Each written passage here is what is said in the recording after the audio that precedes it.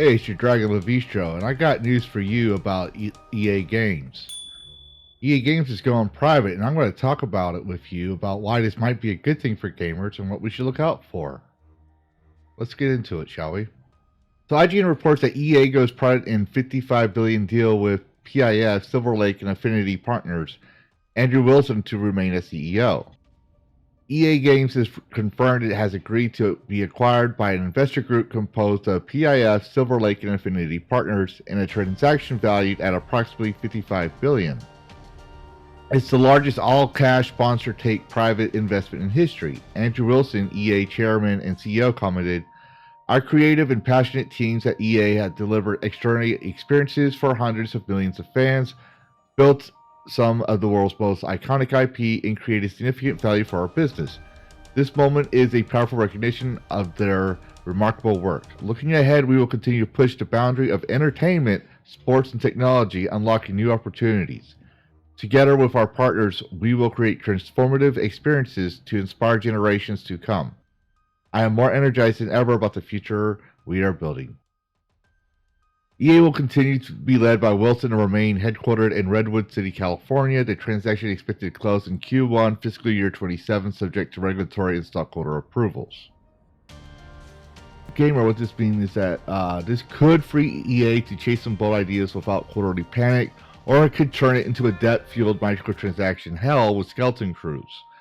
As gamers, we could watch out for signals like studio hires and firings or game announcements in the coming month. You might want to, if you're into EA titles, you might want to diversify your backlog. Now, full disclosure, the last few games I played on EA Games, they had a data sharing feature, or you share your data to EA, and when every game I played, when I checked the settings, it was always turned on, so you might want to check that off. That's my personal view. If you don't mind a corporation being nosy into your computer, I mean, that's on you. But that's one thing you might want to look at, because public companies like EA are always facing quarterly earnings scrutiny from shareholders. They're always having to answer to their shareholders. And this could often lead to rush releases, aggressive monetization, loot boxes, battle passes, and playing it safe business models that we've been seeing a lot lately with people, because they don't want to be creative. They don't want to make new games, so they just constantly remake things. This could, I'm not saying it will, I'm saying this could change that. Going private removes that Wall Street glare, the whole, won't be removing the corporate suit mentality per se, but it will remove a lot of that pumping out slop. I'm saying I'm hoping for optimism, because I do want EA games to be good, but they haven't had a history of being good for a while. I mean, I'm sorry, they just, in my personal view, they went from being good back in the early 2000s to just slop. I mean, EA has always been greedy. Let's just put it out there. But, they used to make good titles. We could see some more, I think we could see some more deeper single-player experiences and some more experimental titles, bold innovations, because it's privatized, as opposed to being public-owned, where they have to play it safe or they have to do what the shareholders want.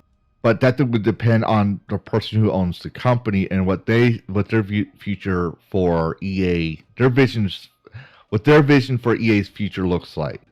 It could potentially make the EA focus on what makes the game good instead of just monetization, because instead of trying to constantly do microtransactions, they're going to be looking for, okay, I'm going to get a limited amount of money, a limited amount of income from my investors, the people that own me. So I'm going to have to try to make this game a good game, polish it up. Just like back in the day before they had all these corporate investors and stuff, and they were just a small company working in their garage back in the 80s and early 90s, right?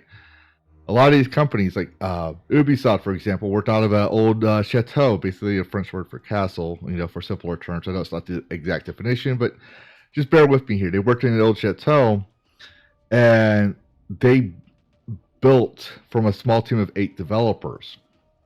There are some companies that start off in a garage, and others worked in smaller warehouses and stuff, and built their company and made great games. They polished their product. And indie companies too, a lot of indie devs, like for example, Jump Space, shout out to Jump Space here. There's still got a lot of work, don't get me wrong. But when I played it, the game ran smooth, especially on a lower end PC. They polished their product so they could get more bang for the buck, and they sold it at a cheaper price of $20. I don't think they're publicly owned. I don't think Keepsake Games is publicly owned. And I do believe it's their first title, but that's a perfect example of a private company trying to make sure their product is good because they want to get as much money as they can, and they know that if they make the product good, a gamer's going to play the game and he's going to tell his friends, or streamer's going to stream it and tell their viewers, hey, this game is good. It's not as janky. It's got fewer bugs. You know, they've already released this many patches to fix any oversight, and you know it's a success that inspires people to buy the game. And that could be what we could see with EA Games. But I don't know. And on the downside, it could also just do the complete and total opposite. We could see more buggy launches, more delayed patches, or even dead servers for live service games, as EA focuses more on cash cows. Like there is a catch-22. But the main issue I have with it is that it's being owned by Saudi Arabia, and so we're going to see more of Saudi's influence in EA as opposed to American companies' influence in EA, due to the fact that PIF is Saudi Arabia's sovereign wealth fund. They've already snapped up Pokemon Go and even Monopoly Go. So we could see Saudi trying to push EA into being more of an esports and mobile / free to play shifts, which because of the cost of gaming, so a lot of younger gamers who are just starting out, either they're working at their high school. You know, for some gamers, they go after high school, they go work at McDonald's or something, so they don't get a lot of money. They're paying minimum wage, or if you're in college or just starting out in a low entry job, you got all this debt you got to pay off. You don't have the funds to go fork over $90 a game. So free to play is going to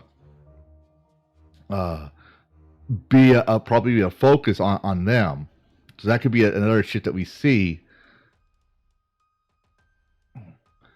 So we could see cheaper games or free to play, but most likely if they do free to play, we could see a pay to win hell. But what's your thoughts on this, gamers? I thought I told you mine, but what's your thoughts? Put them in the comments below, and as always, happy gaming. Worlds clash in endless collision, gaming news with a fierce precision, with a spark so wild it breaks the norm. In the tempest eye, a